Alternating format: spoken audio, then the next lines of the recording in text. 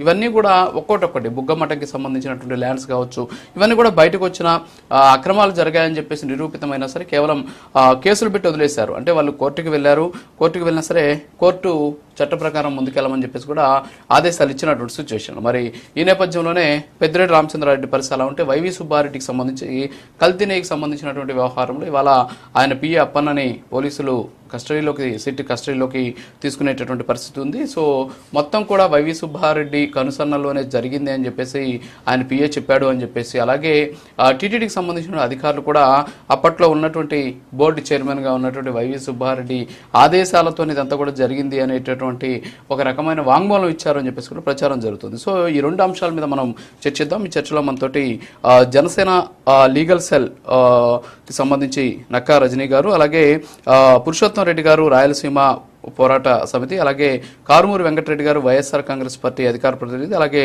విజయకరణ్ గారు టీడీపీ అధికార ప్రతినిధి, వీళ్ళు మనతో ఉన్నారు. వాళ్ళతో మాట్లాడుతూ పురుషోత్తం రెడ్డి గారు గుడ్ మార్నింగ్. పెద్దిరెడ్డి రామచంద్రారెడ్డికి సంబంధించినటువంటి భూముల వ్యవహారం అసలు ఏంటి?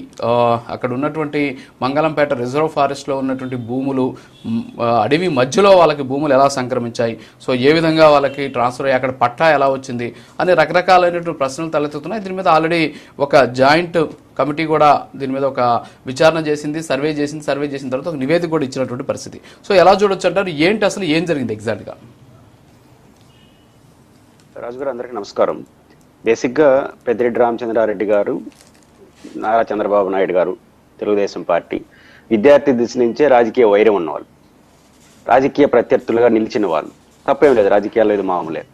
అలాంటి వాళ్ళ మధ్య ఎలాంటి అవగాహనలు ఉండే అవకాశాలు దాదాపు మనం ఊహించుకోలేం. కాబట్టి జరిగేది జరుగుతుంది అనేది అనుకోవాలి. ఈ భూములకు సంబంధించి రెండు అంశాలు మీరు ప్రస్తావించారు. ఒకటి మదనపల్లి ఆర్డీఓ ఆఫీస్ ఫైల్స్ దగ్ధం కానీ, ఆ తర్వాత ఇప్పుడు ఏదైతే ల్యాండ్ అటవీ భూములు ఆక్రమించుకున్నారు, ప్లస్ ఆ ఫారెస్ట్ మధ్య ఆయనకి అన్ని ఎకరాలు ఎలా వచ్చినాయి, అది ఎక్కడ సాధ్యం అవుతుంది ప్రైవేట్ భూమి అనేది ఒక ఆరోపణలు మొదటి నుంచి చేస్తున్నారు. మీకు గుర్తుంటే 1 year back Madanapalle RDO office files దగ్ధమైనాయి.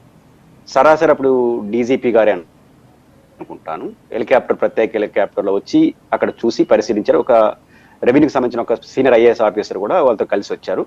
Straight అవే తెలుగుదేశం పార్టీ ఆ రోజు నుంచి చేస్తున్న ఆరోపణ, దీని వెనకాల రామచంద్రారెడ్డి గారు ఉన్నారు, ఆయనకు అనేక రకాలైన భూముల దస్త్రాలన్నీ అందులో ఉన్నాయి కాబట్టి దగ్ధం చేశారని ఆరోపించారు.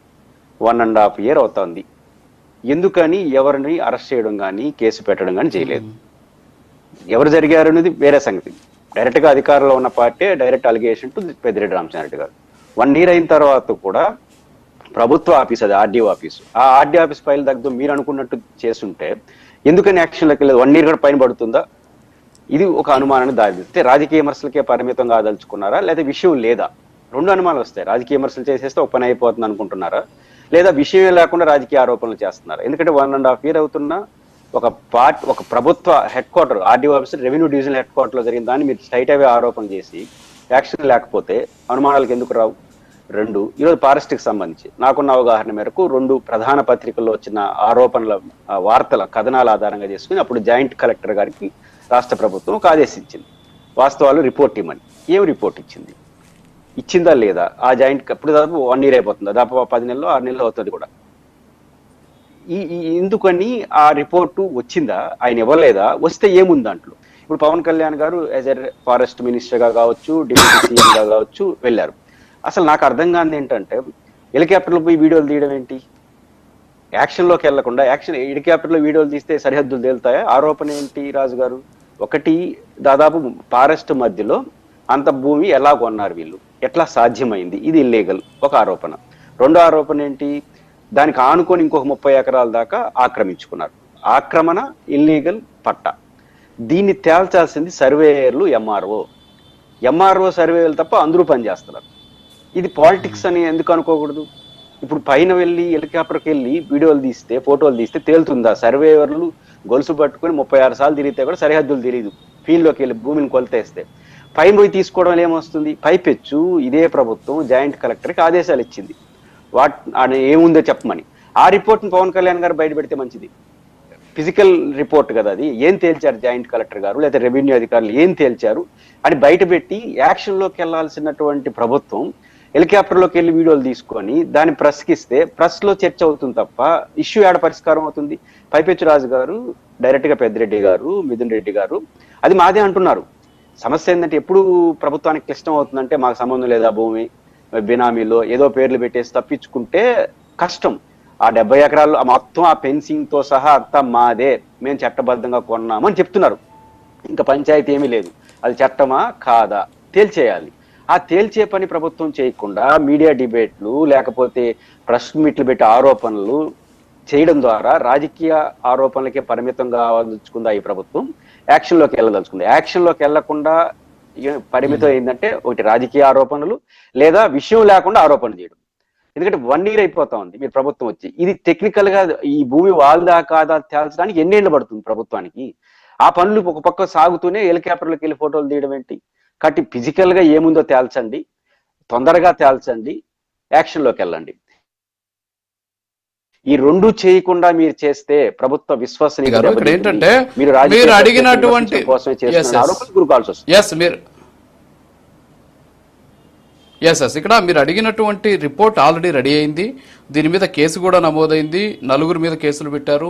మిథున్ రెడ్డి గారు, పెద్దిరెడ్డి రామచంద్రారెడ్డి గారు, ద్వారకనాథ్ రెడ్డి గారు, ఇందిరమ్మ గారి పేరు మీద కేసులు పెట్టారు. ఆంధ్రప్రదేశ్ ఫారెస్ట్ యాక్ట్ లో ఉన్న 1967 సెక్షన్ 20 అలాగే 58 తో పాటు బిఎన్ఎస్ సెక్షన్ 61/2 కింద కూడా దీని మీద ఫారెస్ట్ యాక్ట్ లో ఉన్నటువంటి సెక్షన్స్ కింద కేసులు నమోదు చేసినటువంటి పరిస్థితి ఉంది. దాదాపుగా కూడా ఒక 7 మంది ఇందులో మీరు చెప్పినటువంటి ఫారెస్ట్ ఆఫీసర్స్ అలాగే తహసీల్దారు, జిల్లా సర్వేయరు అలాగే మండల సర్వేయరు వీళ్ళంతా కూడా వెళ్ళి మొత్తం కూడా ఫిజికల్ గా అక్కడ ఉన్నటువంటి పరిస్థితులన్నిటి కూడా చేసిన తర్వాత ఒక రిపోర్ట్ ఇచ్చారు. ఈ రిపోర్ట్ లో 32 ఎకరాల 63 సెంట్ల భూమి కబ్జాకు గురైంది. అది పెద్దిరెడ్డి రామచంద్రారెడ్డి అధీనంలో ఉంది, వాళ్ళ ఫెన్సింగ్ పరిధిలో ఉంది అని చెప్పి తేల్చారనమాట. సో ఇప్పుడు ఎలాంటి చర్యలు తీసుకోవాలి?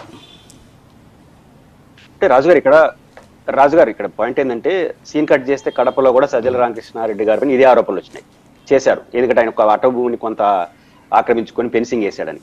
ఇప్పుడు మీరు తేల్చేశారు కదా ఒక 33 ఈ 70 ఎకరాలు కరెక్ట్ అని తేల్చేశారు. పోని ఇప్పుడు 2 ఉన్నాయి ఇక్కడ. ఆ 70 ఎకరాల అటవీ మధ్య ఎలా వచ్చిందని ఒక ఆరోపణ, అది కరెక్టేనా?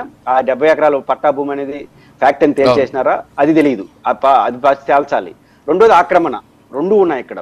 ఫస్ట్ ఆఫ్ ఆల్ 70 ఎకరాలు ఆడ కొనడానికి స్కోప్ ఉందా లేదా ఇల్లీగల్లా అది తేల్చాలి. 2 అదనంగా ఆక్రమించుకుని తేల్చాలి. మీరు చెప్తున్న సమాచారం ప్రకారం నేనైతే చూడలేదు అది. బట్ కేసు కూడా పెట్టుంటే ఫర్దర్ ప్రొసీజర్కి వెళ్ళిపోండి. మళ్ళీ హెలికాప్టర్ల ఫోటోలు ఎందుకు?